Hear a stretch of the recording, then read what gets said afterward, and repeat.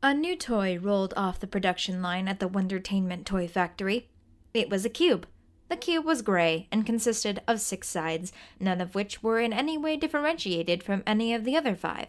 All 6 sides were completely equal in their grayness and flatness. The edges and corners were rounded, so as to remove all threatening influences from the cube and to provide a safe, feelings-appropriate environment. In addition, the cube was designed so that it was incapable of interacting with any other cubes, so as not to form unbalanced social hierarchies such as stacks, rows, or piles. While a green dot had been included on one of the sides in the prototype, this was found to be offensive to certain obscure minority groups and was subsequently removed. Colored shapes were written off entirely after this point. The executive board nodded in approval of the focus group's results in one slow, knowing movement. A new age for Wondertainment toys, they thought as one. Wheezing admissions of thanks rose from the board to the cube's designer, a little old lady who stood at the far end of the table. A special guest to the workshops of wonder.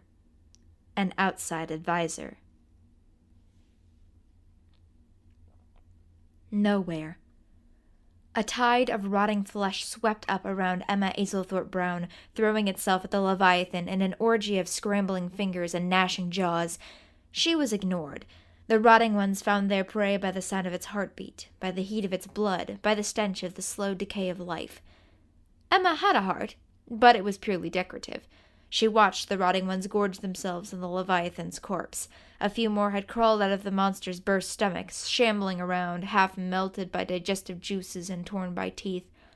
The rushing sound of contracting time-space rose to a deafening cacophony midway between silence and absence that overpowered the snarling, slobbering horde. It all fell in upon itself at once, blinked, and went black, like a station switched off. And then nothing. Emma floated in between here and there. Somewhere around her, though around was a purely subjective term at this point, at least anywhere that was not Emma Azelthorpe Brown, the collapse way existed in a negative state, an inside-out space leading nowhere, arriving nowhere. The rotting ones would still be feasting, frozen in a moment, but they could not emerge, lest someone else flip the negative space right side out again and stabilize it. With the map gone, and no place in the overarching directive to permit her, Emma had neither the inclination nor ability to do so. An uncommon occurrence. Emma drifted, and while drifting, she thought. She didn't have much else to do. The plan reorganized itself. The underlying directives planted new supporting actions. Redundancies merged together. Events shuffled themselves into an abbreviated timeline. Contingencies were pruned and alternatives sprouted anew. Variables arose. The specter of attention drifted onto the stage where probability danced the tango on the backs of turtles all the way down. Unwelcome, but not unplanned for. Even this far out, a way collapsing, especially one that had been breached by a Leviathan, would attract attention, though not immediately. There was still time for things to work out, still time to adapt. From this side, as for Isabel, she was on her own, for the time being. A contingency triggered long before Emma had originally hoped. She had shaped events as best as she could for the child, but uneasiness still settled like a patina in her mind. Isabel was outside her protection, unsupported, prepared for, but nonetheless unwelcome. Why delegate to others what you can do better yourself? Why leave a vulnerability open? Alas, she couldn't be in more than one place at the same time. All the threads she had woven would now be on their own, drifting as she was. A light opened upon the nothing, a gaping maw of burning white, circles within circles within circles, twisting and swirling and spiraling about on a field of gunmetal gray. Emma looked up into it, and hoped she had chosen the right people for the job. The Workshops of Wonder. Mr. Merritt tugged at his red ascot, a nervous habit of his, something to show what his face didn't. The neatly folded note in his pocket itched to be taken out, to be revealed. The doctor had left to go on an adventure, and this was not unusual. The doctor often left, and her adventures were often lengthy, but this particular time something was wrong. Somewhere down in his gut, Mr. Merritt felt that some cosmic tumbler had shifted awry. The toy factory was never this busy when the doctor was gone. Now Misters and Misses and workbots and roving hordes of Jeremys scurried about as if the doctor was sitting in her office churning out blueprints until the pen caught on fire. The invention of the Wondertainment asbestos pen had cut down on this significantly. The halls were clouded with swarms of memo bots, all carrying messages from the executive board, more messages than ever before, and Mr. Merritt wasn't settled by them.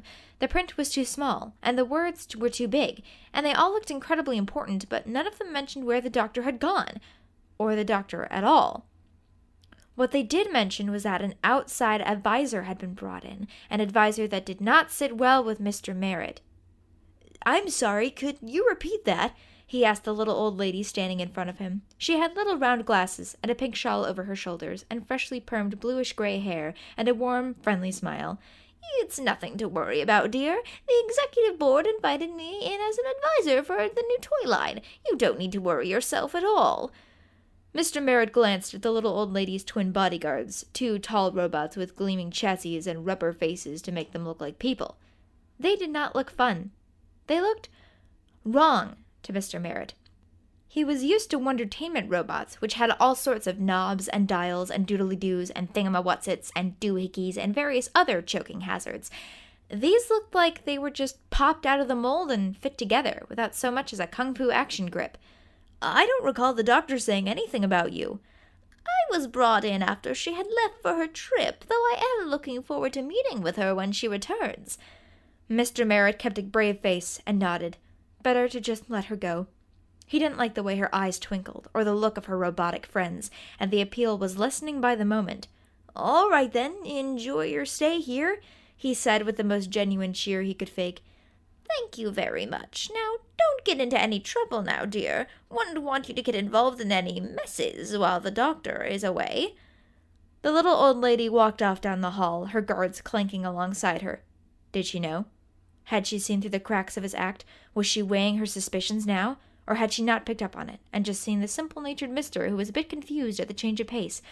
Mr. Merritt had no idea which, but he felt himself erring on the side of fear. She was a little old lady. Little old ladies were powerful creatures. They could smell fear. And secrets. Mr. Merritt had both of them, in large quantities. The note in his pocket felt as heavy and conspicuous as a brick of lead. Down more halls, up some stairs, out away from the hustle and bustle of the workshops, and up towards the doctor's tower. It was empty, at least to appearances, but that said only so much.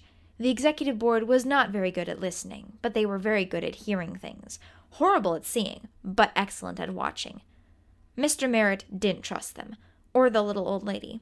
That alone would have been the source of his nervousness, but the note in his pocket outdid all of that. Miss Emma had given him the note when the doctor was preparing to leave. It read, "Mike orders, 1650. It was 4:46 right now. Mr. Merritt didn't question the directive. He had no reason to distrust the doctor's assistant. One didn't doubt assistants like Miss Emma. 4:49. He had reached the room just down the hall from the doctor's office. He opened the door. Miss Emma's room was empty. A blank, white room. No bed, no chair, no desk, no papers, no windows, no carpets, no vents. Nothing but a tile floor and whitewashed walls and a vague, diffused light. That, and a single lavender note was stuck to the far wall, artistically out of place. Mr. Merritt went over and read it.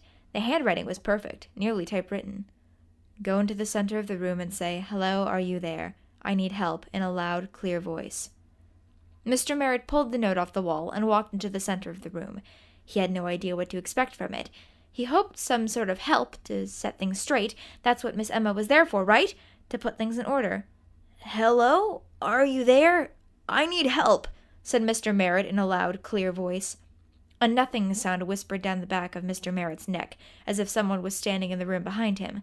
That, of course, was ridiculous, as there was nobody in the room, and he had closed the door behind him. He turned around and saw that he was not actually alone in the room.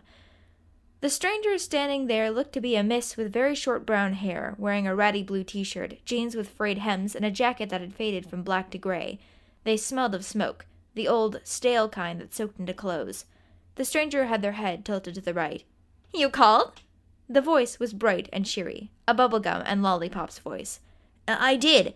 Mr. Merritt tugged at his ascot. He had had enough of strange people today. "Who are you?" The stranger tilted their head to the right. "Who's the one person you can find in an empty room?" The voice was rough and gravelly now, a 2-packs-a-day voice. "No one, I suppose," Mr. Merritt said. Tilt to the right. "No one important, at least. Though since I introduced myself, I should be asking you who you are, because you don't look very much like M." I'm Mr. Merritt. Miss Azelthorpe Brown is not here at the moment. Tilt to the left. I can see that. She left a note. Mr. Merritt handed it to the stranger. Tilt to the right. Oh, Em, what have you gotten yourself into now? What? What's going on? Nobody sighed, crumpled up the paper, and stuffed it in her pocket. Hope you like the cleanup crew. Emma, some leftovers for us to mop up. Somewhere. Isabel Wondertainment looked out over the cliff's craggy edge at the valley choked with ancient pines. 2 moons, too big, hung in the deepening blue sky above the young bladed mountains. One was gray and plain, one was made of clockwork. Jeremy, I don't think we're in the workshop anymore,